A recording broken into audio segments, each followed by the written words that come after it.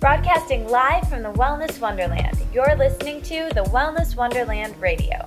I'm Katie, and each week I chat with the most inspirational people on the planet on how to stay inspired in all areas of life.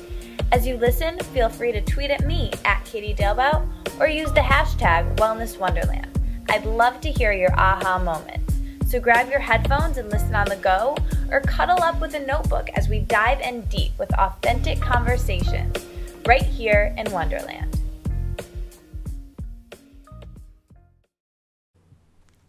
Welcome back, everybody. I am super excited right now because SHAWN Stevenson is in Wonderland. SHAWN is the mastermind behind the Model Health podcast, and he is one of the smartest and most articulate guys I've ever encountered in this wellness world and beyond it. I adore the way he presents information that's sometimes complicated and takes these concepts and makes them very easily understood and brings them in a fun manner that's really unmatched by anyone else out there right now. And we are going to get into his background a bit today because he's really had a very interesting journey. But here's a little bit about SHAWN before we dive in. So SHAWN has over 11 years of experience working with clients as one of the top nutrition experts in the country. He specializes in biochemistry and kinesiology and is the author of several books and programs, including The Fat Loss Code and The Key to Quantum Health. He's been so successful over the years, not because of his vast health knowledge and fitness knowledge, which he definitely has and we'll get into today, but really because he truly cares enough to help people and be connected with people in such an authentic, deep way. So it's awesome to be talking to you today, SHAWN. Thank you so much for stopping by the Wellness Wonderland. I am so pumped to be here. The Wellness Wonderland, first of all, the name of your show is incredible. I love it. I absolutely love it. Thank you. It's my honor to be here today. Thank you. Oh my gosh, I'm so excited. This is going to be a blast. So let's dive in. Let's zoom the lens back and get started with your journey a little bit. I would love to know how you got started on this wellness path, and did you grow up with health and wellness as being a priority in your life, and how and when did you make that transition? That is such a wonderful place to start. What I've been finding over the years that I've been doing this is that a lot of the greats that are in this niche right now have very strange and oftentimes kind of counterintuitive backgrounds getting into this field.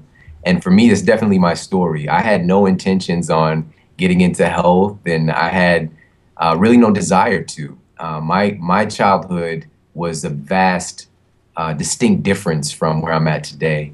I really grew up in a paradigm where, my grandmother, she loved me to death, like that. She raised me the first 5 years of my life. And I'm pretty sure that she did all the spoiling possible that a child could get. I had my own little table and chair, and I got to eat all my favorite foods, which were like fish sticks and macaroni and cheese and things like that. And luckily, she snuck some broccoli in there every now and then, but she put some cheese on it to get me to eat it, And that was great because, I felt a lot of love, but at the same time, she was setting up my childhood habits to become my adult habits.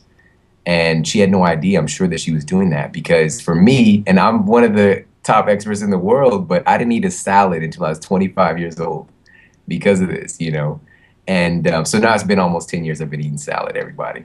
But because of those habits, I definitely have some good genetics because I didn't get hit with any major illnesses until my teen years. Because honestly, I was eating just fake food every day, almost every meal. And what happened with me was I was doing a time trial. I was an athlete in track practice. And I was just doing a sprint. I was doing a time trial, and the iliac crest, basically the top of my hip bone, broke off while I was running. Oh my gosh. And it's just like, what in the world? How does that even happen? Basically I have muscle, and my bones were so weak that it came with it. And so I did the normal thing. I went to physical therapy, worked with my coaches, got back in the game. Football was my real focus. I was just doing track to complement that, and just went on with my life until I was 20 years old, and I'm still an aspiring athlete with football and everything like that. But this is when things really, really broke down for me, and this is when my life changed. I was diagnosed with something called degenerative disc disease, and essentially my spine was deteriorating rapidly, and in particular the disc in my back. And I went from being a normal guy, in my opinion, to not being able to walk and crawling to the bathroom. And every time I would stand up, I would get this, it's called sciatic pain, this sharp sciatic pain so bad it felt like I was getting electrocuted every time I would stand up. Man.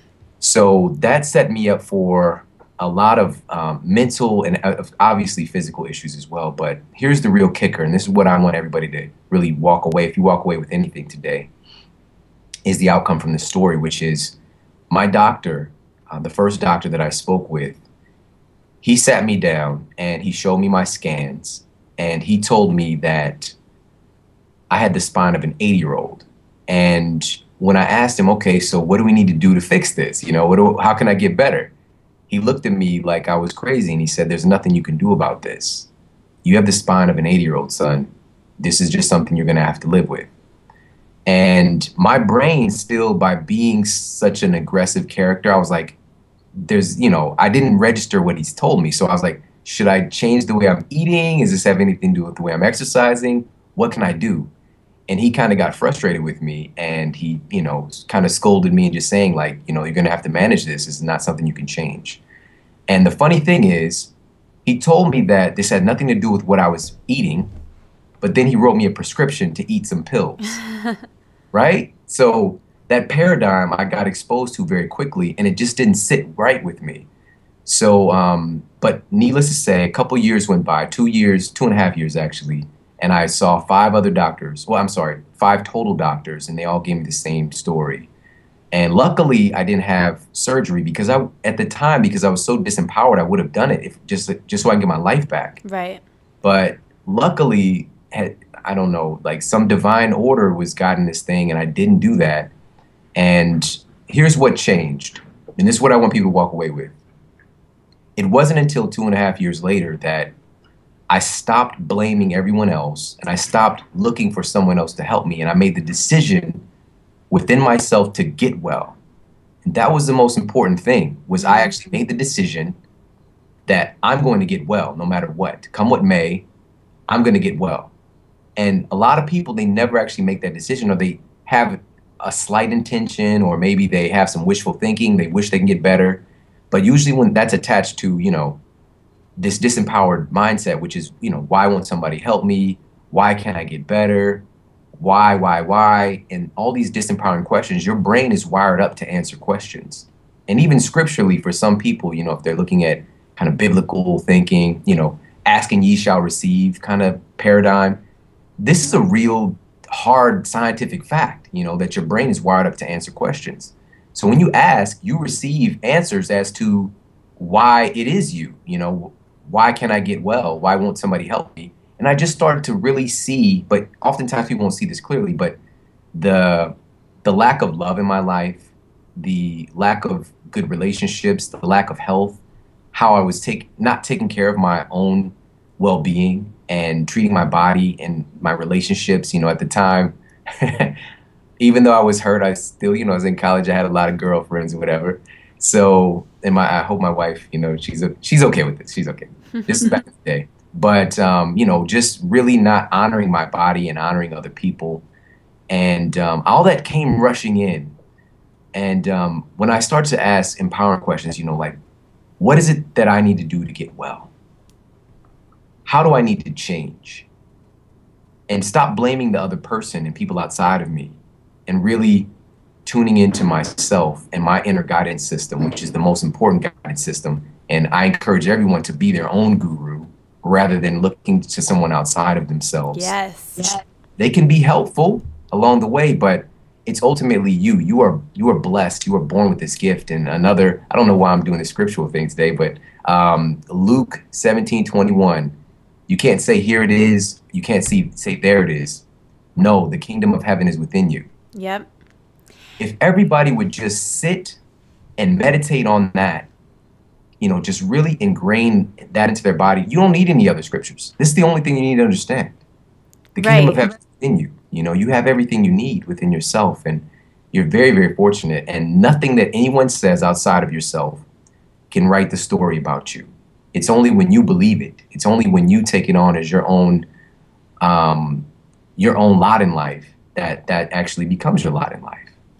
Right. And it's so funny because people were trained, I think it's a society thing to think that all the answers are outside of ourselves. It's going to be the doctor that's going to cure you. It's going to be the nutritionist. It's going to be whoever. But really, you're the one that's with yourself for the long haul, right? You're the one that has the answers. You are the guru. You're the one that can empower yourself. And it's really funny that, I talk about this with my friend Carly, who I know you know, Sean, and we talk about it all the time, that everybody comes to this conversation, people who are in this wellness world and want to help other people, often, and almost 100% of the time, come to it because themselves have had a experience where they've had to heal something, or they've had to figure out exactly what you're talking about, that the answer is within them.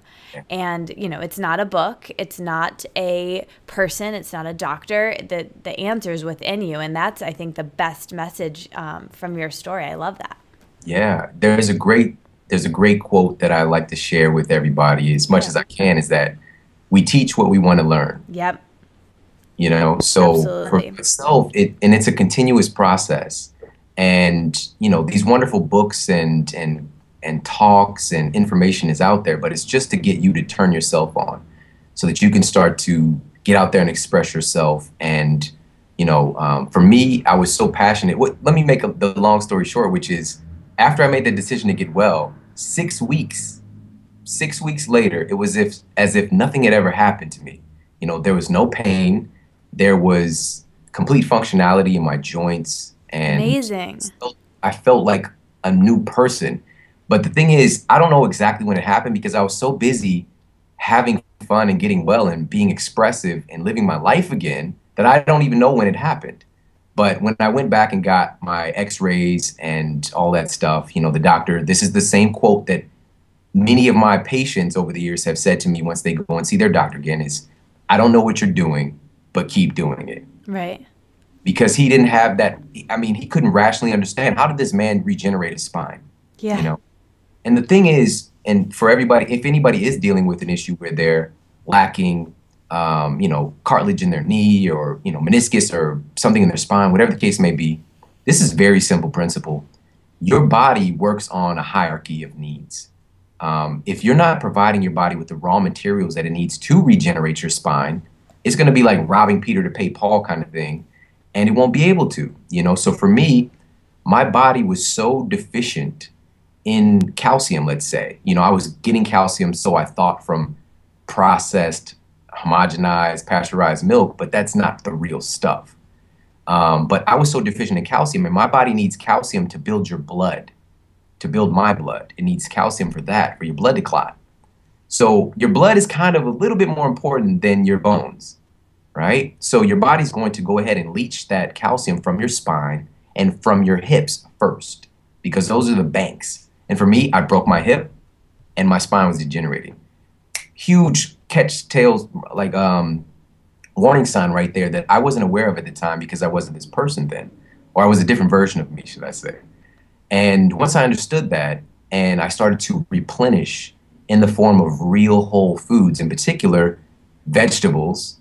Funny enough, is like all these different diets that are out there, nobody's like, vegetables are bad for you. There's no debate on it. Right. Getting the calcium in that form through leafy green vegetables and things like that, it really changed the game for me, and I regenerated my body by giving my body the raw materials that it needed, and it knew what to do. And just yesterday, I just thought of this. because of what we brought up earlier, being your own guru. Yesterday, one of my old, I mean, just as from like 6 years ago, clients called me, and it was actually her mother. Her mother was a client of mine as well. And her mother was going to have surgery to clean out her coronary artery on Friday, right? Because she had a scan done, they told her it's 90% blocked. And, you know, the girl who called me, she was so worried because she knew once she has surgery, it's going to be a wrap. You know, you're going to have a whole lifetime of problems. Another thing I want to share with everybody is that surgery should be the far last thing on the table for you, because your body is not designed to get cut into. That's trauma. That's trauma.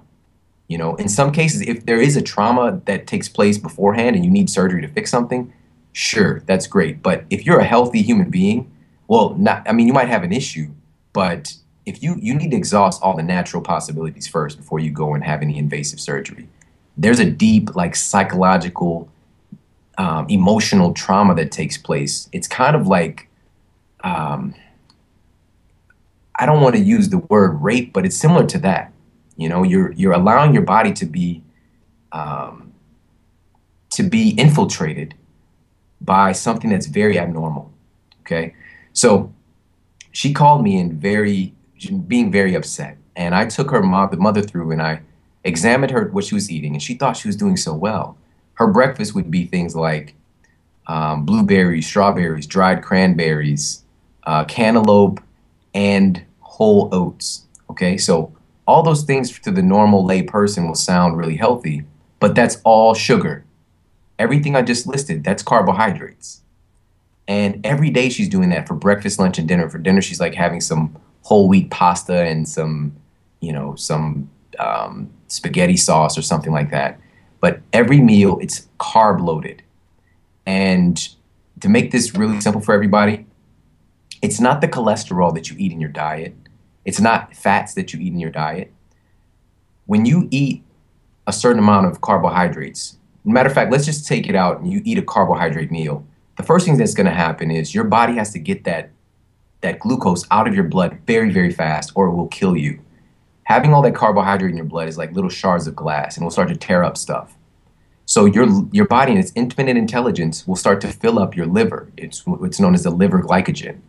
And if you eat enough carbohydrates in a meal or throughout the day, your liver glycogen is going to get so full that it's going to top off. And here again, your body cannot put that sugar back into your bloodstream because it will kill you. So your body in its infinite intelligence will turn that glucose into something called palmitic acid, which is a fatty acid. And then it's going to get packaged with cholesterol and some amino acids, and it forms a particle known as VLDL, very low dense lipoprotein. And people have heard that LDL is the bad cholesterol, which is not the complete story, but it has a greater chance of being something bad. Now, this is very bad. This is very low dense lipoprotein. And it's because of this liver glycogen spillover because you ate so much sugar. All right. So her doctor had no explanation for this. She was like, your diet is amazing. I don't understand. She had these symptoms. But it's because they're taught the same paradigm of like right. all your healthy whole grains. So I explained this to her in a way that she could understand. I had her go and watch one of my videos where I dictated this. And like this video on YouTube, it's What is Heart Disease? We'll and post that link below. Awesome. And so many medical students are on there in the comment section just giving me props. Like they never heard it in that way and made complete sense. Which is crazy. And that's a whole nother topic of the broken system there. But right. We'll get into that. So she really took that on. And I just suggested, I was like, you know, if I were you, I would give this 3 months. Because even though they're telling you this is this dire situation, it didn't happen overnight. And you're not going to pass away right now. You know, like you're okay. You can do something else about this. And so, you know, she agreed to it. And essentially, for me, this is very draining work when I'm working one-on-one with somebody because their life is on the line. If I don't communicate that message to that one person, I don't even know, you know, I don't want to get into what can happen, but usually it's not going to be the best thing. And I'm going by my inner guidance system. And it's a lot on your shoulders. Yeah. So I could have possibly saved this woman's life. And now I've really shifted my practice over because I would do that like as a doctor. Like doctors were my clients. chiropractors, and then of course lawyers and the home mothers and dancers, just regular, quote, regular people as well. But every day I would be seeing these patients, and it was really just, it's such a giving thing where you're giving so much and you need to find a way to refuel yourself. And I found that speaking for me is that thing. So when I get out in a room of, if it's 500 people, I'm totally energized, even afterwards. Versus when I'm working with somebody one-on-one, it's like, it's a very energy depleting thing for me because I'm giving so much and you really open yourself up. And that's a wonderful thing, but I do a lot less of that. For me now, I think of myself as like a spark maker. Yeah. I'm able to get into a room of, 500 people and turn on people that are going to help others. Yes, I can relate to that so much. And I think I recently just heard this in an interview of Danielle Laporte. She was saying that knowing where your strengths are very important. Like some people are really great one-on-one, and I know for me, like I'm not great one-on-one, but I love groups, and that's something that is really powerful for you as a person to kind of know where you excel. And that's kind of a perfect segue to another thing I wanted to ask you. I mean, you have that charisma. Some of that stuff just can't be taught, and you've got to do what you love and really expand on that. And for you, like I said, you're so authentic, you're so articulate, and you just have such a knack for being a speaker and a host and bringing these concepts to mainstream and bringing these concepts to people that it's very new for them. So for someone who wants to use that type of platform and really use the spoken word, how would you recommend, and what are some things that you do for developing that skill and honing in on that skill? I'd love to know kind of your pre-show protocol or how you prep yourself to be on stage and kind of what advice you have there. Okay, well, there's kind of two questions there. So I'll start with the first, which is, what do we do to really elevate your game if you want to get out and speak in front of people, or you want to reach a broader audience, or you want to be so engaging that people actually listen to you? Yeah, even in your normal life, even day to day. Totally. Yeah. So this is the top of the list here. First and foremost, this is the big thing. Listen. You need to learn how to listen. And it's a shame that in our culture, we have to learn how to listen. Listening that's the game right there. It's being able to actually hear what the people are saying, hear what another person is saying, so that you can cater your message or your delivery so that it actually is able to penetrate them and get to their soul, get to their heart. A lot of people spend too much time talking, and this is why we have 2 ears and 1 mouth, right? Yeah. Need to spend, in my opinion, twice as much time listening. And I'm just going to start things off with there. Now we're going to get into kind of my thing, which is, for me, I'm a situational extrovert. I grew up, I was the shy kid, right? And even in college, I remember clearly, like, it happened twice. People saw me at the gym, and they were like in classes with me, and they saw me at the gym, and they were like, "Oh my God, you talk?" Like, I seriously thought you were mute. Twice somebody said that to me. They thought I couldn't talk. And, being that person, I really feel that whether you call it the divine or God, but God doesn't call the qualified. God qualifies the called. God doesn't call the qualified. God qualifies the called. I was called to do this, and I know that. Yes. And life really qualified me to be able to do it.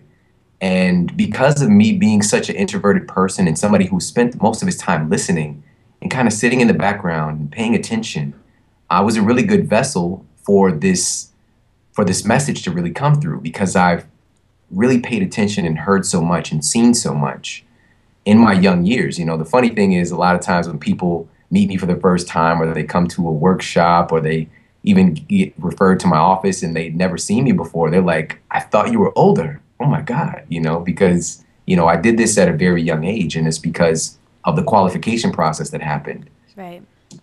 And so you want to really be adamant about listening. Listen. Now we can get into more specifics, which is take some time and listen to great speakers. So some of the people that you admire, And it's not one time. You don't sit there and put on a Tony Robbins CD or whatever, or a video and watch one time. You need to watch that same one over and over and over. In our culture, we're very like here today, gone today kind of thing, you know, where we think, oh, we've heard that before. No, you not really.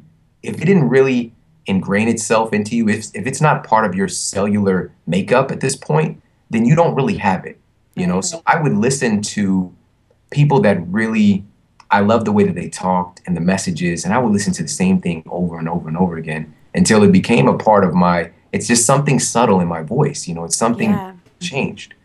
And it's a result of that, I know for certain. Another big key here is your intention and the decision that we talked about earlier with even getting well. Same thing applies here. And for me, it's not just the intention of being a great speaker, but now we take it to the level of visualizing it. You know, so the number one thing that changed me in my life, that got me from where I was to where I am today and moving forward, is meditation. And that was the greatest gift that I've ever been given. It was my mother-in-law. And I remember when I first met her, she literally, I think maybe it was the second time that I was around her. And she was like, if I could give people one gift, it would be meditation. Wow. And at the time, I was Smart just, lady. Right. And I was just like, know-it-all, you know, I'm this health guy. Yeah. This was like 10 years ago. So I was like 1.5 years in the game. And, you know, because I helped some people lose some weight or whatever, I thought I knew everything. And here's this woman saying this statement to me. And I'm like, if you can give everybody something, like, give me $1 million, you know, like, patient, you know, until I actually had the opportunity, and she taught a class, and it changed my life. I remember, because I'm such an analytical person, she took us through what was going on a more of a physiological level first. So it's like, okay, that makes sense. Okay, the breathing does this with the blood and all. Like, that makes sense. Like, I was more open to it. And she described the first meditation we were going to do, which was a anahata chakra meditation. You know, it's a heart chakra. And I'm really a heart-based person. So we went into the meditation, and I remember this, and I don't know if anybody's going to relate to this or not, but I think somebody will. I was prepared for it. I closed my eyes, and then I woke up. I woke up for the first time in my life. I realized at that point, gives me chills. I had never had a real conscious thought up until that moment. I was just living. I was just going through the motions. I didn't realize that I was alive. You know, I didn't really get it. And ever since then, you know, my life has been, I've pretty much got it down now. But the next couple of years after that, it was like I spent most of my time trying to integrate back into my life again, because it was it was a radical shift in the way that I was moving in the world. And it was very uncomfortable, you know, honestly. But there was the bliss moments were so high and beyond anything I've ever experienced. But the day-to-day was really difficult, because I knew that there was something greater, you know. But I don't want to stay on that too much. So that meditation is very, very powerful, for you to sit and to be still. And again, this is where this listening, the first word I started with, really takes place, because it's not just listening to the people outside of you, but being able to listen into your own inner voice. Yeah. Listen to your own calling. Listen to your heart. And you need to be still and quiet enough to do that in this noisy, noisy world, because your spirit knows what to do already. It's just you being still and quiet enough to hear it. And I've got so many incredible downloads that things that have never existed in this world before have come through me, you know, and I can't explain that. And it's a wonderful thing. So that's that. And let me give you also asked about the pre-talk. What do I do? Yeah, I want to know. Okay. So for me, I have a little ritual. I really feel rituals are important. And it's something very small, you know. For anybody, it could be, because it's not just about the emotion, the mindset. It's your physiology too, you know. So if you sit up really tall now, like you sit up tall in your chair, or you stand up tall if you're listening to this, you immediately feel more powerful. I just did it, yeah. You feel stronger. And, you know, depression is the opposite. You know, if you sit down real low in your chair and you slump your shoulders down and kind of put your head down, your body starts to feel more depressed. Like your emotions and your mindset starts to move towards more of a depression place. So before I do a talk or before I do an interview even, or before I do my show or anything where I need to be on, even before I write, I just kind of have this little thing. It's like a little warrior thing where I kind of jump up and down, kind of pump my fist a little bit. And it's this my trigger, like tells my body to be in a certain state and my mind to be in a certain state. And it's just this little thing that I do. I love that. So I always do that. I did it before we got on today. Yes. You know? I'm going to start doing it now. So I do that, and also just being still. I'm already prepared because of my life. I really feel that people get tied up trying to be too perfect in giving their presentation, that they miss out on the present moment, you know, and really allowing those gifts to come through you. So I sit and be still. I don't go through my paperwork or, you know, whatever it is, my notes. Yeah. I do that before I do it, you know, but now it's time to just be still. And I ask, and I've never shared this before. I ask that spirit will speak through me. Yep. And I ask that the words that I speak talk right through. And I've never said this out loud before. That's why it's kind of hard to say, that the words that I speak are able to reach through to the heart of everybody who hears my voice and helps them to become a greater version of themselves. So I would sit and just kind of meditate on that. It's kind of like my mantra. And I don't know how you got me to say, I've never said it before. I love it. I love it. We're getting this special information, and it's no wonder why you're so amazing, because that sounds great. And it's like, I always say that too, you know, sometimes when I say something that is profound, or, you know, I'm a big audio learner. So like you were saying before, I loved that when you were saying, you know, listening to the same thing over and over. That's what I do to a T. Like, I'll listen to the same Gabrielle Bernstein lecture, the same Marianne Williamson, or the same you or whoever 6, 7, 8 times, you know, sometimes in a row daily. And it's like, I have it memorized completely, but it's like I get something new and different every single time. Not because it's changed, but because I've changed and I'm at a different point and I'm more receptive to hear it. And it's like, when I do say something profound, I don't know where it comes from. It's something that just, I'm like, oh my God, that was so good. Where did that come from? I have no idea. And I can't even take credit for it, because it's something that came through, you know. Meditation, prayer is the time to ask, and meditation is the time to listen. And that's when those creative possibilities can come in, when you sit and you're quiet and you listen. And I think that's really what you were getting at. And that's why, you know, that magnetism that you have for people when presenting information is so powerful, because of the things you just shared. So that's really awesome. Awesome. Oh my goodness. Thank you so much. Yeah. Well, okay, so we've kind of gotten, I went a little out of order with my questions, but it's perfect. I want to get a little bit back to you, and I think we kind of got into this a little bit, but when did you decide? You had been healing yourself from this condition, but when did you know that you wanted to make this into your career? And how was making that transition? Do you have any advice for people there? Absolutely. Again, if this is your path, then it will be presented to you. You know, because I was in this state and I was feeling life, I was getting well. Somebody came up to me, because at the time I was at my university, I was still in school, and someone came up to me. They saw the transformation that took place, because it wasn't just something that was internal. You can see the physical change outside of myself, right? Because, you know, I was probably 50 pounds overweight at the time, and I had lost about 30 of that just in those 6 weeks. And for me, I'm a naturally kind of slimmer guy, you know, like I really have to work hard to put weight on. And, you know, it's a higher quality problem, I guess. But, you know, as soon as I started to get active again, as soon as I started to do the things that my genes expected me to do, that weight just came off of me, and people saw that. And so my first client came up to me, and they just asked, can I help them? Like, I saw what you did, and can you help me do this. And that's when everything started. You know, like the universe presented the people to me. And it's like I wasn't looking to help anybody. I didn't even know yet that that's what I wanted to do. But as soon as I started to help the first person, I fell in love. Yeah. You know, so that's when it all happened for me.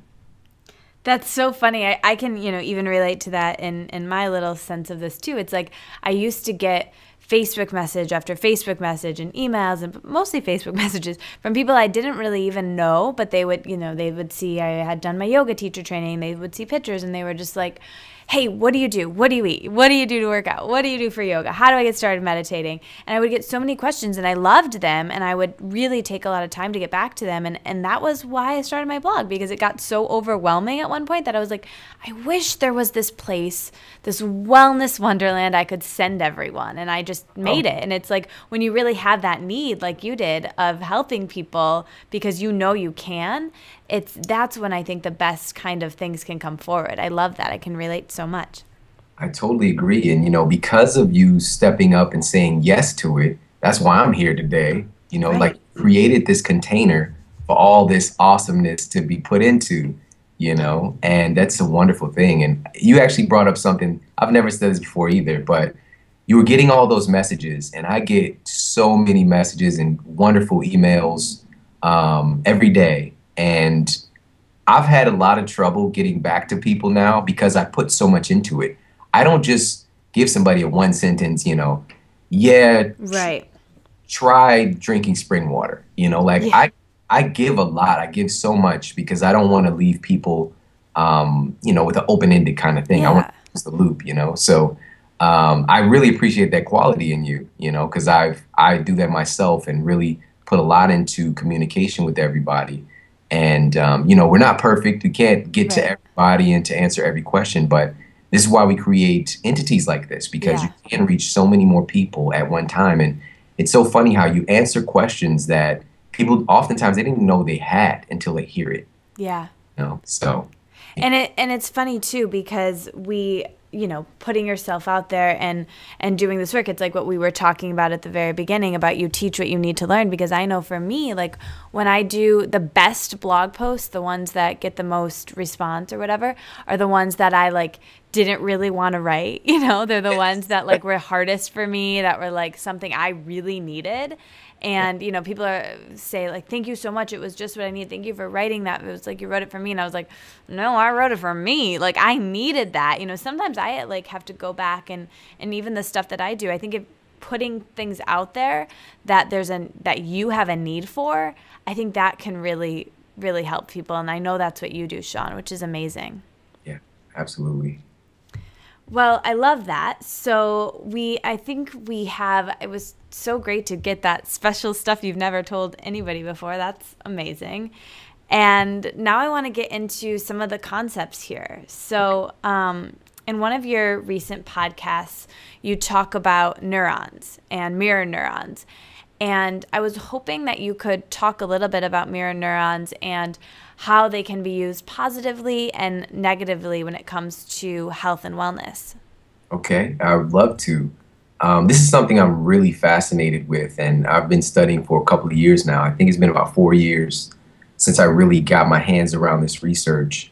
And the mirror neurons, this is a part of the newly discovered, what scientists are calling the social brain.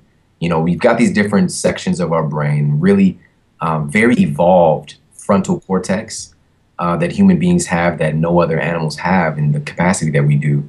And we have this section of our brain called the social brain. And how this was discovered, it was some Italian scientists, and they were doing some lab experience with a laboratory monkey, which I'm not recommending that that's okay, but they were doing some experiments, and they had the monkey hooked up to the the brainwave reading technology. And every time they were studying how the monkey's brain would fire once he would do certain things. So they were studying his eating habits, what part of the brain would fire.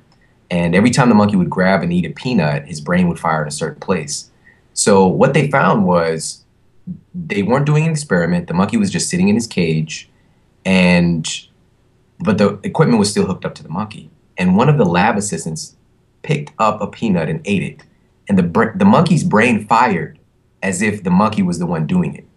So the monkey just witnessed someone else doing it, and their brain fired, his brain fired, as if it was him. Okay?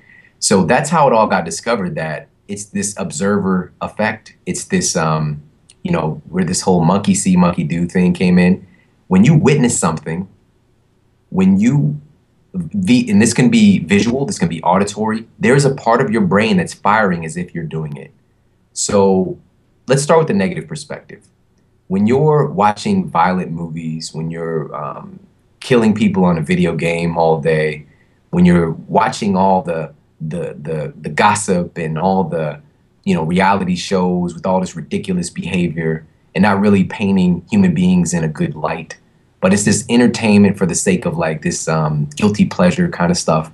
When you're watching that stuff, your brain is firing as if you're the one doing it. So it's really training and deeply ingraining in your body. And because what's said is that neurons that fire together wire together. So this brain, like your brain is firing off all the time. And you're really wiring up your system. You're hardwiring yourself to seek out this type of behavior and to do this type of behavior. This is very empowering or disempowering if you really grasp this. So, and this is how children actually come to learn. All of us do this. You don't actually tell a child what to do. They just start doing it. They're replicating or mirroring what the parent or the older sibling or what they're watching on TV, Dora, whoever they're paying attention to, they're replicating that. You can't sit the child down and explain, go and run, like my son when he was 1 year old, like go and run to that base and then run back. He doesn't understand language yet, when he's just literally turned 1 or he's like 11 months old or whatever. He doesn't understand language yet, but he can watch it. Like he watches his older brother do it and he'll just go do it, because his mirror neurons are literally programming his body to replicate the behavior he's watching. All right, so that's a little bit of the negative perspective when you're unconsciously oftentimes allowing this stuff into your internal world, okay? Now let's flip the switch on this and understand how powerful this is from a positive, empowering perspective. We live at the greatest time ever because we're able to not just have an intention on something, but you can get yourself around any and everybody that you're interested in getting yourself around. You can hop on to YouTube and use it for good. Instead of watching fail videos, you can put on a powerful talk from Wayne Dyer or whoever the person is, Marianne Williamson. You can put that on and your brain is firing as if you're the one who's speaking to you, all right? Mm-hmm. When you're watching Wayne Dyer on the stage, your brain is firing as if you're the one that's walking on stage. And this is magnitudes of power depending on your proximity as well. So this is why live events are so powerful and transformative. Because when you're in the space, it does take it up to quantum levels, for sure. But you don't need that per se. It just makes it happen faster. So when you're watching a speaker speak, your brain is firing as if you're doing it. When you're listening to my voice right now, there's a part of you that's simulating you are the one that's speaking. This is why it's so powerful. And this is why you need to stand guard to the door of your mind and ensure that you're getting yourself around positive, affirmative, empowering conditions. You are a product of your environment. That's how humans are designed. But we're beyond that because we can create our own environment. This is what makes humans. So good. So understanding this is your call and your duty right now to make sure that you're like, we've got this big launch coming up. It's January 9th. I'm doing a free live webinar. People can head to my website and they can check it out. Yes, we'll have all that below too. I'm doing essentially what I do in a keynote presentation. I'm going to do online in a webinar. I've never done this before, and I'm going to just bring it. Because there's so many people who can't attend live events with me. So I was just like, this is what I'm going to do. So by you understanding, what this is going to be about is new year, new body, right? New year, new body. And for the people who want to lose weight, it's not the external things, the outer game stuff of you losing weight. It's simple. Eating good food, exercising, and sleeping, right? They're simple, but why can't we do them? Right. It's the inner game stuff. That's what we really need to work on. And this is where we have to say, okay, I want to get in shape. I have to immerse myself in this. I have to be around empowering messages and people who lift me up and people who keep continuously motivate me. I can't just be like, I'm going to get in shape for 2014. I need to make this a part of my life. This is 2014 and beyond. This is forever. And I need to make sure that the environment is matching that. So, and this is something that hurts what I'm about to talk about. You might need to, in many instances, let go of some relationships. You might need to, your family members or your friends who are constantly gossiping or pulling you down or saying that you can't do something or saying that you're stupid or you're crazy, or just more of the subliminal stuff where they know that you're on a new level, you're working to get your life together and your body in shape, but then they're showing up at your house with like donuts, right? They know that that's not what you're about. Why are they trying to sabotage you? And here's the thing, I want to make this clear. It's not because they don't like you or they don't love you. They love you so much, but that's their inner world. Their inner world sees a threat and they don't want to lose you. So that's what they're doing. It's a defensive mechanism because you can either build a taller building so that you can match up to everybody, or you can knock the other buildings down, okay, and get them back to your level. Wow, that's so interesting.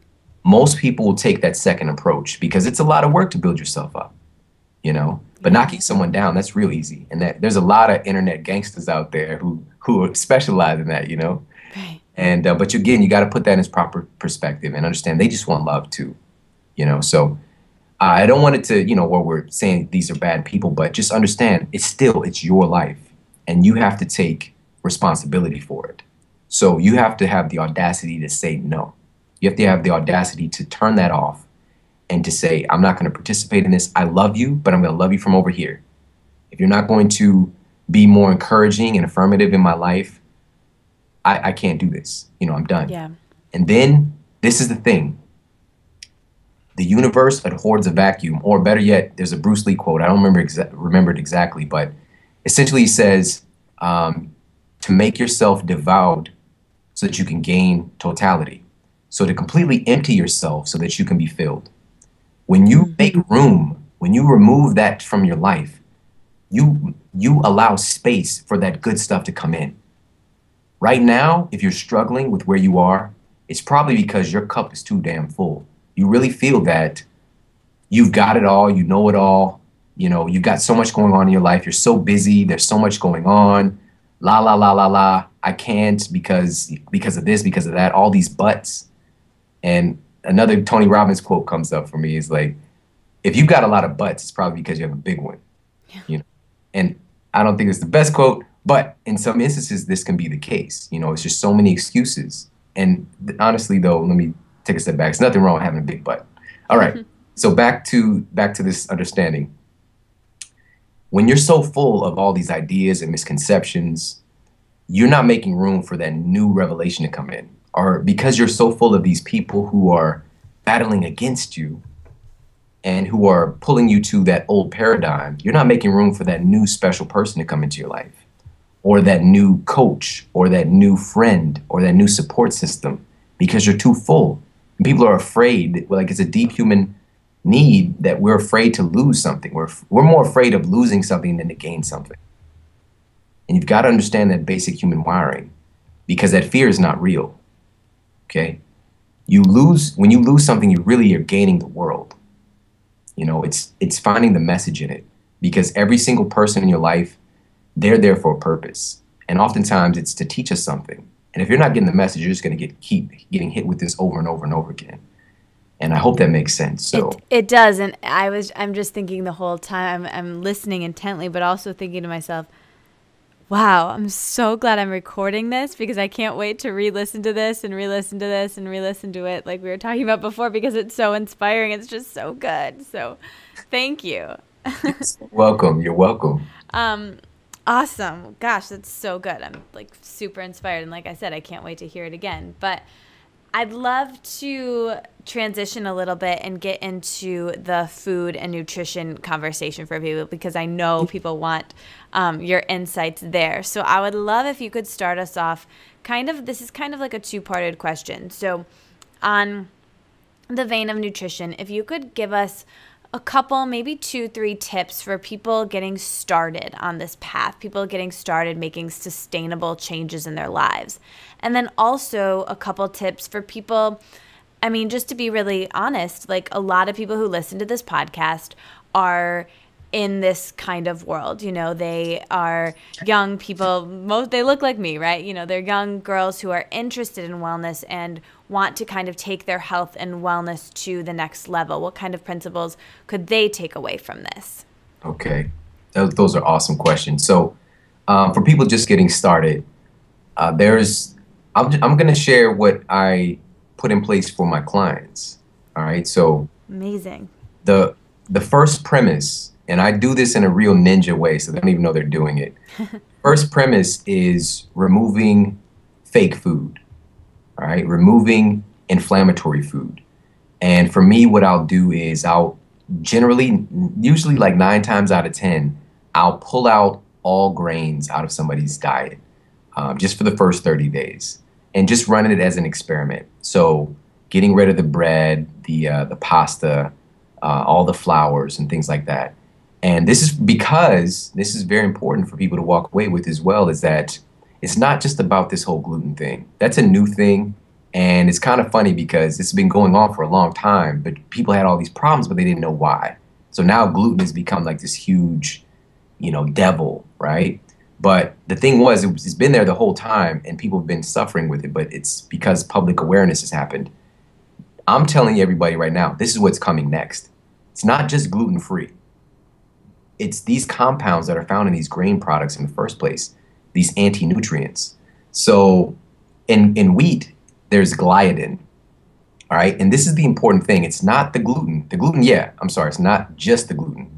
But gliadin in 100%, clinically proven, 100% of the people will trigger your gut to produce something called zonulin, which the next step is zonulin tears into your gut lining. And this is what creates that permeable, which should be semi-permeable, but a completely permeable gut environment. So this allows all these foreign food particles to get into your inner system, okay? Because from your mouth to your anus is like a tube. And any food, and your body is really outside of this tube, but anything that goes from inside that tube to in your body, your body has to be very, very on guard about that. It's the most sacred thing. It's why the majority of your immune system is located in your gut. People hear about your immune system, where is it? Most of it's in your gut because that's the front line. So by you eating any of these grain, like wheat, we're talking about wheat here, any of these wheat products at all, the gluten is one problem, but the gliadin and the subsequent production of zonulins happens in 100% of the people. Let me say that again, 100% of the people, their gut gets damaged. But it's just, now here's the thing is, it's different levels of magnitude based on your genetics. So some people can go their whole lives eating healthy whole grains and not really have any noticeable side effects to their awareness, okay? However, some people have the exact opposite. If they have one small exposure, everything is going, south. Everything is breaking down. But I just want everybody to understand that 100% of the people are having an inflammatory response to this, but the noticeability is just different. So when I pull this out for everybody, 9 times out of 10, maybe a little bit more than that, what happens over the next 30 days is, even if somebody didn't come in for weight loss, they lost weight, and, when you check back in after 3 weeks, they lost 5-10 pounds just by eliminating these inflammatory carbohydrates, because your body will intrinsically hold on to more of a buffer, which is going to be water. Because it's kind of like, if you're inflamed, what do you need? You need more liquid, you need more fluid. And your body's just going to kind of hold on to that because it needs a protective mechanism so you're not in pain. Your body's all about preventing you from feeling this pain, or if it gives you pain as a feedback, it's telling you to do something different. So that's the number one thing that I have people do, is I'll pull that stuff out. Now, here's what makes me different. I never take something away from somebody without giving them something of equal or greater value. Nice.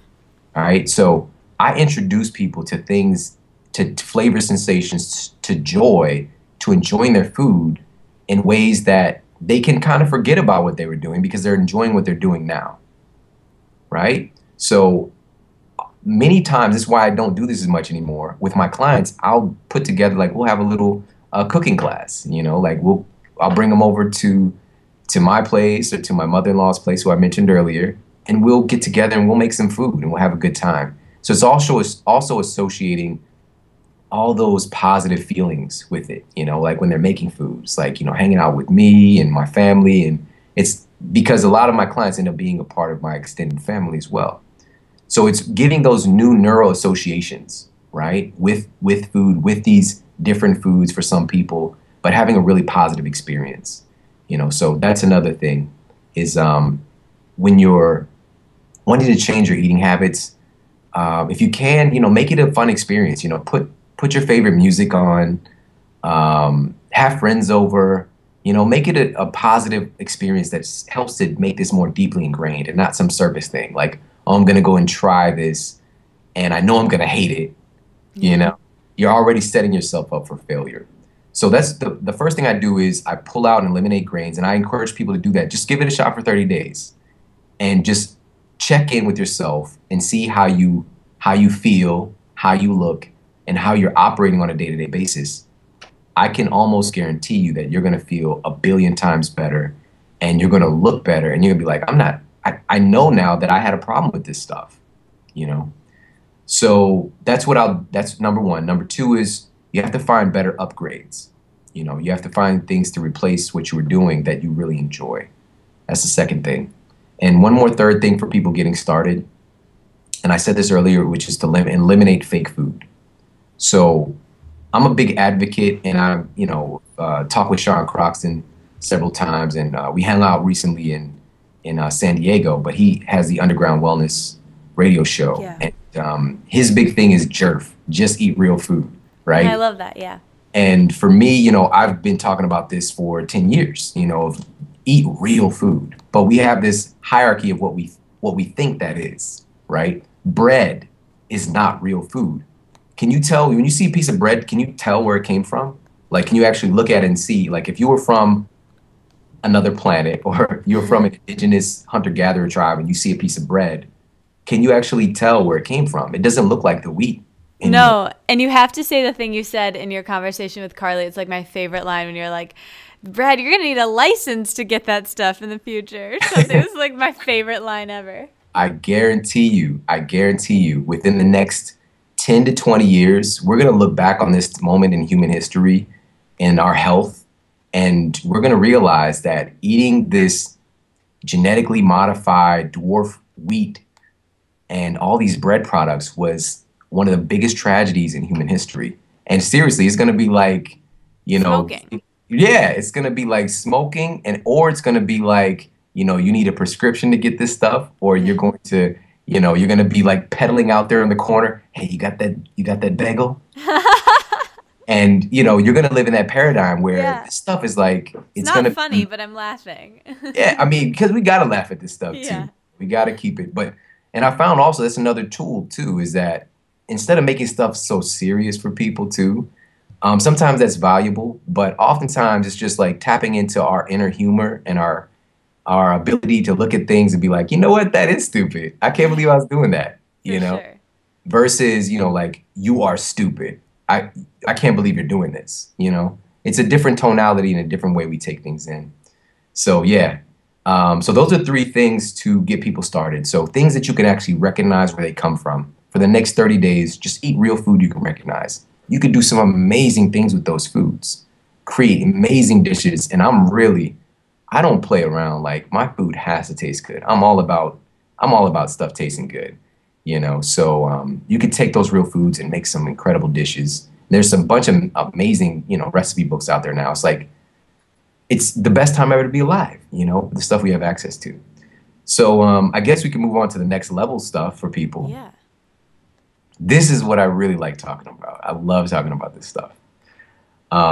Because ultimately this is where I want to be. I want to speak with people who are, it's like, okay, we've got this handled. Like, we're healthy, right, Sean? We got that.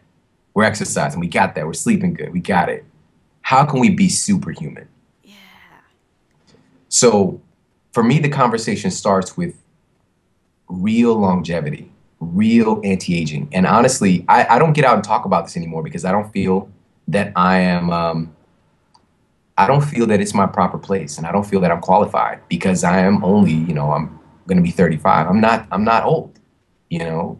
But when people see me, like people see my daughter who's in high school, and they'll see me, like I dropped my daughter off at a friend's the other day, and the friend's mother didn't believe that I was her father. She thought I was some guy dropping her off. I'm like, no, this is my daughter. I'm telling you, because I do look radically younger than, 90+% of the other parents out there. But I'm talking about, I used to go and speak at universities about this anti-aging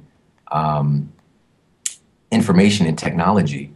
And I'm going to share this with everybody. I haven't talked about this in a while. But the conversation for me starts with how long can I live and really cherish and enjoy this life and keep my faculties and really enjoy life to the fullest. Because some people will come at me and say, well, Sean, we're living longer now.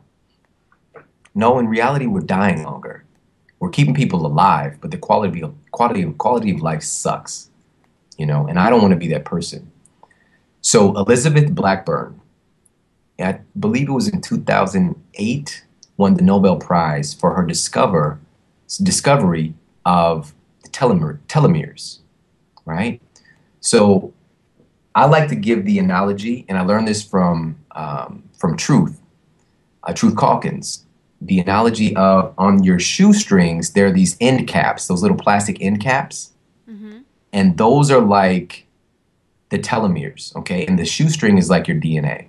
So every time your cells replicate, a little bit of your telomeres get clipped off. A little bit of that shoestring, the plastic capping gets clipped off. And I don't know if anybody's ever tried to tie a shoestring when it's all frayed up, but it sucks. And essentially for you, once you get to that place where your DNA can get frayed like that, that's when you die. That's when the programs start to take place for your genes to turn on programs for your body to break you down into base materials. That's really what death is, okay? That's really, in some instances, what cancer is. It's breaking you down into base materials, okay? It's trying to take over your system. But that's another conversation. Okay, so these telomeres are the closest thing we have to a biological clock. Like we actually can tell how long we're going to live based on the function of these telomeres. Some things that shorten your telomeres faster and clip those little end casings off faster are things like smoking, sleep deprivation, drinking heavy amounts of alcohol, eating fake food, all the stuff we know about. You'll die faster, okay? But with modern technology, we can keep you alive, but your quality of life will be poor. What's been discovered is that there's an enzyme that can actually add length back onto those telomeres. And what I'm talking about here this is not anti-aging, really. This is like you physiologically, biologically getting younger. This isn't some woo-woo anti-aging science, we're trying to pretend like we can stay younger. We're talking about actually making you a younger version of yourself. So for people to get this is a great analogy of, your body right now, Katie, is completely different from when you were 5, right? That 5-year-old version of you is like completely different. How did that happen? Well, every time those telomeres get clipped, your body's printing off different copies of you, okay? So it's like literally it's built into our DNA and into these telomeres that when it gets clipped off, we're going to print out older copies of Katie.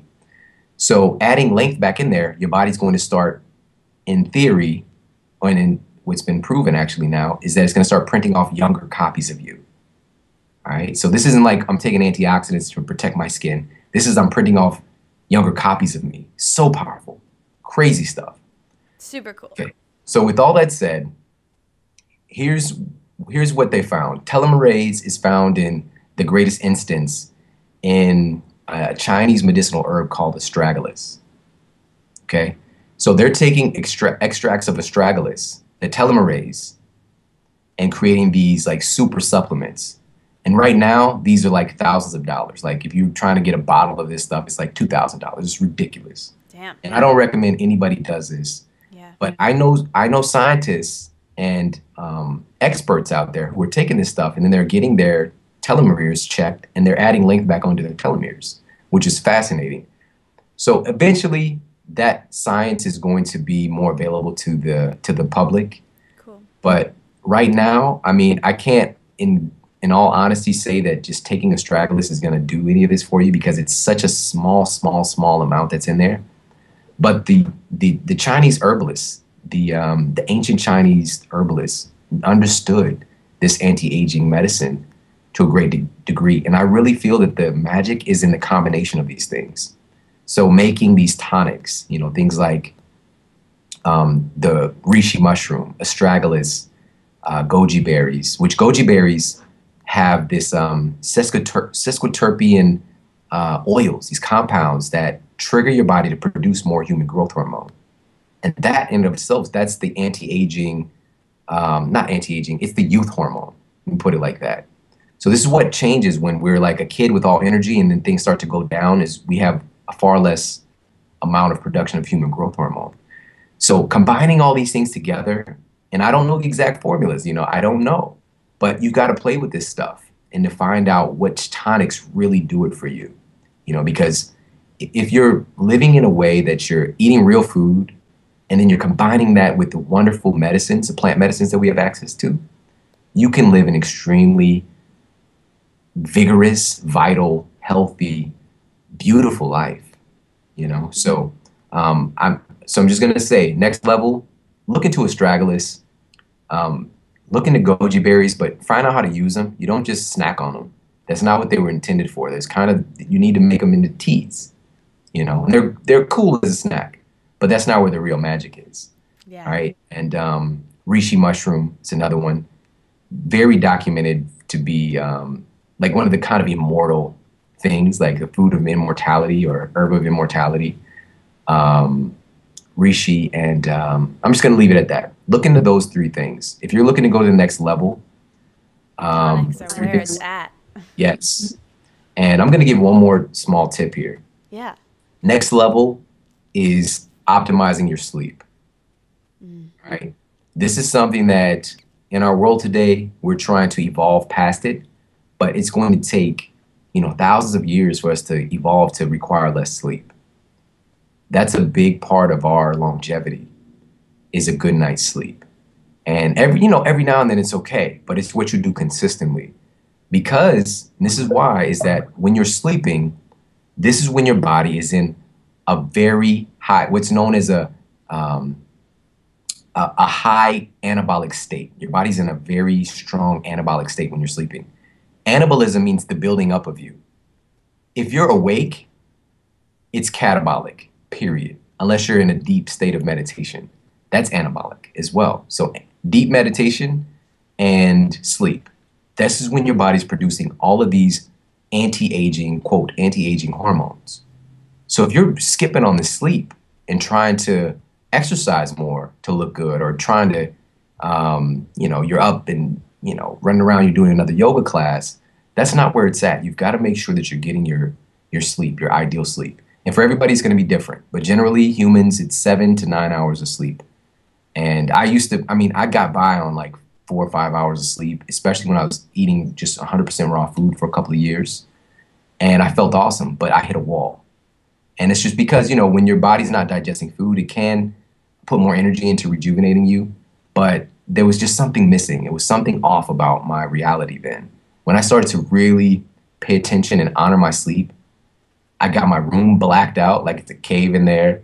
I have all these other little strategies. And I did a podcast about 3 episodes about sleep, improving your sleep, 21 tips. So there's so many things that you can do to optimize your sleep. And the last tip I'm going to give is specifically there's certain hours that you sleep that your body is shown to give you the most bang for your buck. And those are between the hours of 10 and 2. But honestly, because humans play with the time zone so much, I don't even know what those are anymore. But it's just getting to bed earlier, early to rise kind of concept. That's where the real magic is, in my opinion.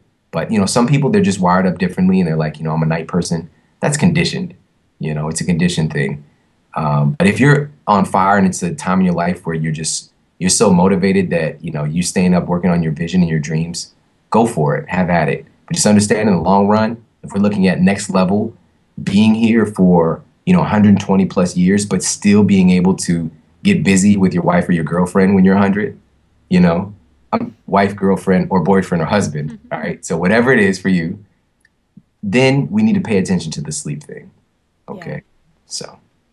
Nice. Okay. Well, this has been amazing and the time has flown by, but I have to end with some quick fire questions to get personal with Shawn. Are you ready for them?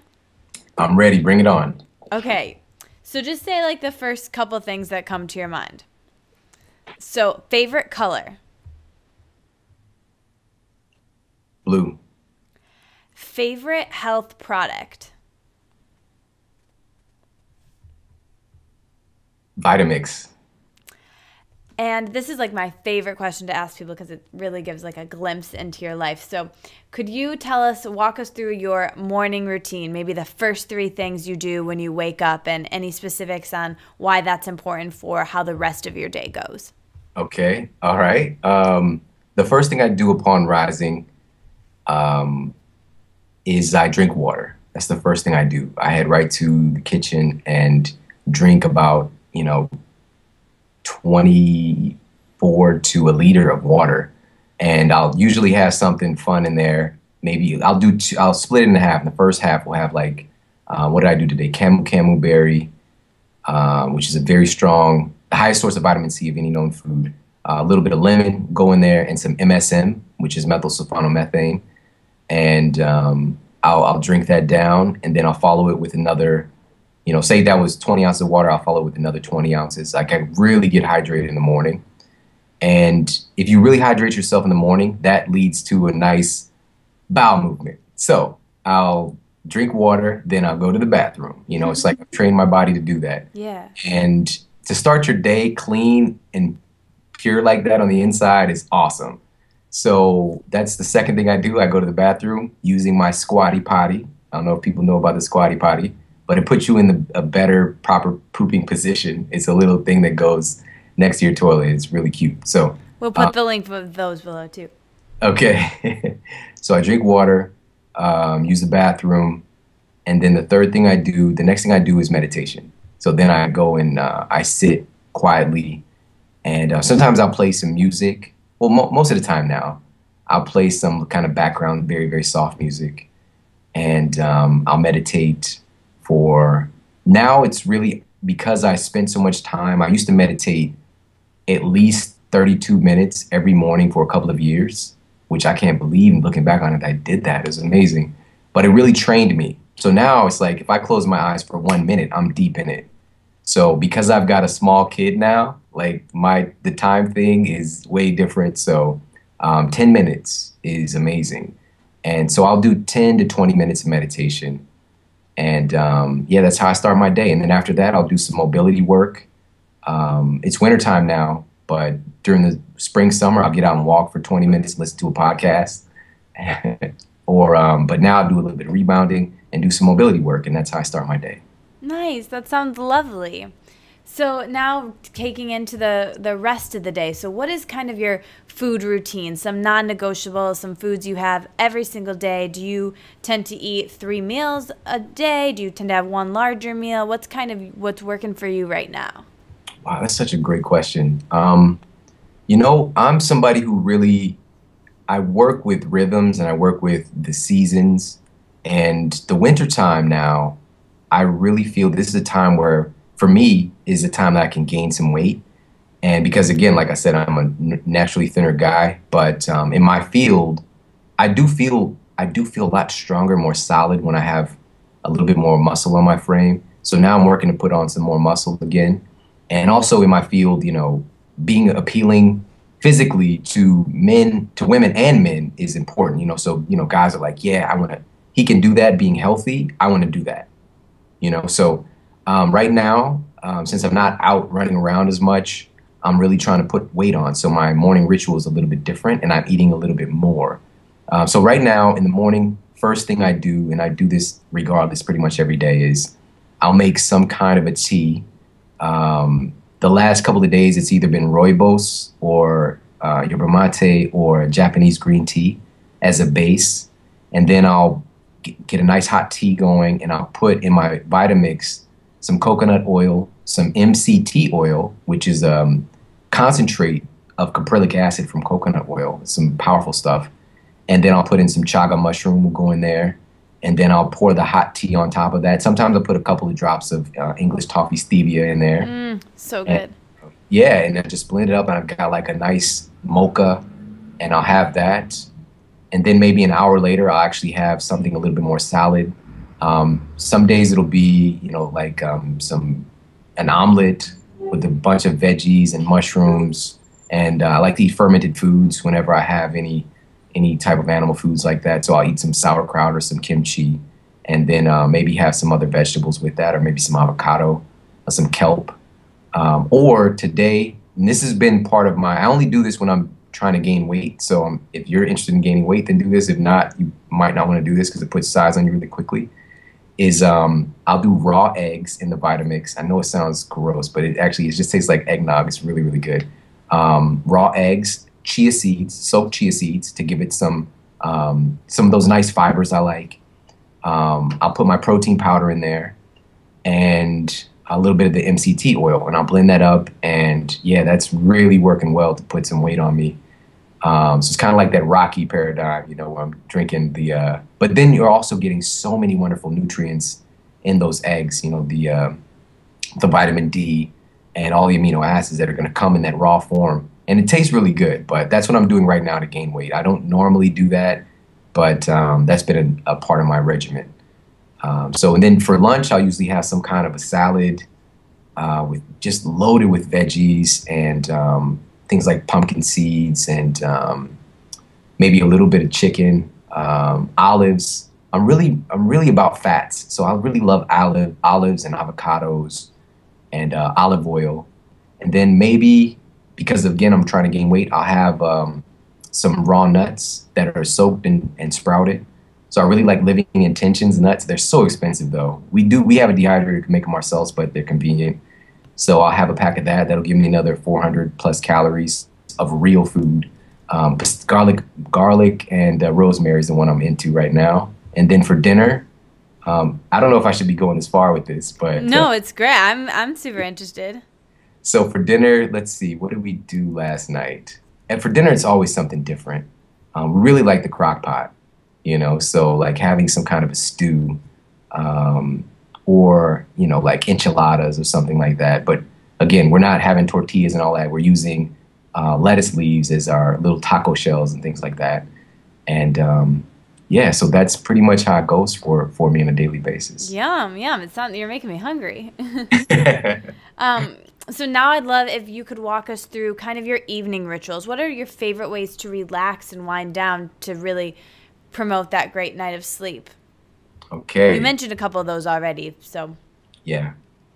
Well, my world has changed since having a new baby. I've got 2 older kids, and my life was way different when they were little. But my babies changed the game, because the evening for me would be at least an hour of reading before I went to bed. Now it's maybe 20 minutes or 30 minutes.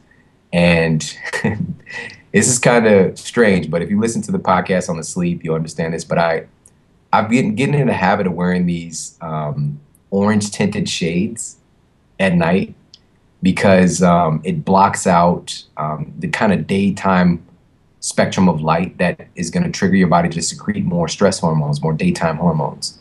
And, we do have lights on in our house. I've got my other kids running around. So I wear these shades, and I just kind of do my normal thing at night. I'm usually talking with my wife, playing with my kids, playing with my son, talking to my son. Whereas before it was reading and just more quiet time. But then once we put the baby to bed, I'll read for about 20 to 30 minutes. I'll hang out with my wife, and we'll talk, or we'll do whatever we want to do, as grown-ups. And then I'll get ready for bed, which is, for me, I'll do just like a 1-minute meditation, and just giving thanks for the day and for all the accomplishments, and letting it go. I just let everything go. And then I put magnesium on, my topical magnesium spray, magnesium infusion. Really, whenever I don't have it, I notice the difference after a couple of days, but it really helps to promote a deeper level of sleep. and then I'm asleep within like 2 minutes of getting to bed, because of the ritual. I love that. Yeah. Those are good ones. Okay, a couple more quick fires. So, favorite day of the week? Sunday. Favorite hour of the day? 9:00 a.m. Favorite vegetable? Brussels sprouts. Favorite fruit? Pineapple. Favorite meal you've eaten recently? Whoa. Wow. Oh my goodness. I eat so much awesome food. That's a tough one. I'd have to say my wife made this honey mustard dressing recently that was amazing. So this salad was just mind-blowingly delicious. Yum, that sounds super good. If you could have one superhero power for a day, what would it be?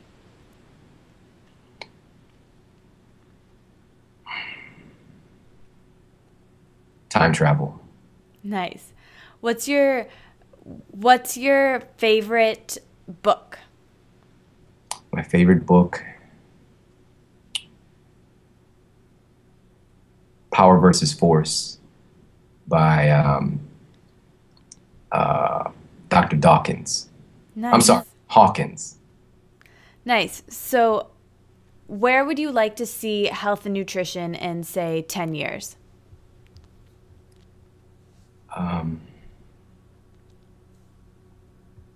I already see it, that there's a transformation that's taking place in our country. At the 10-year mark, we might be where the scales are tipping. I don't think that it's going to happen like super soon, because I'm sorry to say this, but I think things are going to get a little bit worse before they get better, as that the entities that are going to lose long term, the corporate interests, the fast food companies and whatnot, they're going to fight to keep their hold on this country and their hold on people's health in the pharmaceutical industry. So it's not going to be a easy fight, and it's not even about fighting. That's not my approach to things. It's not going to be an easy transition, let me say. Right. And so I really think that they're going to step their game up to say, hey, McDonald's is still healthy. It's okay, But at the 10-year mark, I feel that the transition is going to be really tipping, where health is more of the norm. It's already like there's a lot of people who are in this community who's hearing my voice right now. We're in this community, so we don't really realize what's going on out there. Mm-hmm. And I get to see it, not on a day-to-day basis anymore, because I'm not working with clients as much anymore.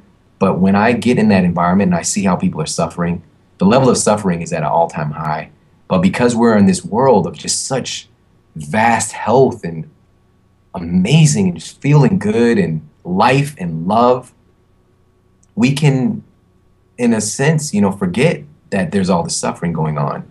But what we're doing now is more and more people are getting onto that train. They're getting onto the best life ever written train now, more and more people. And it's that tipping point. Once we reach that tipping point, it's going to become the norm in our country. We've been through enough suffering and enough ignorance that something else is going to take over. But this is why shows like this and people getting out and not just consuming this information, but sharing it and being an example yourself is so important. Because once we reach that tipping point, everybody that sees you needs to see what's possible.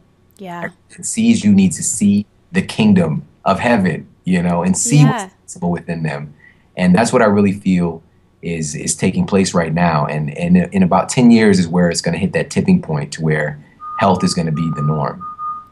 We've made this all full circle. I love that, Shawn. Definitely be the example and really put yourself out there in that way. So I'd love for you to tell us what you're most excited about right now in your life and where people can find you and kind of what's next for you. Awesome. Well, I'm more than pumped right now about this event. It's a new launch that we're doing, kicking it off for the new year, because that's when a lot of people are like, I'm going to do it.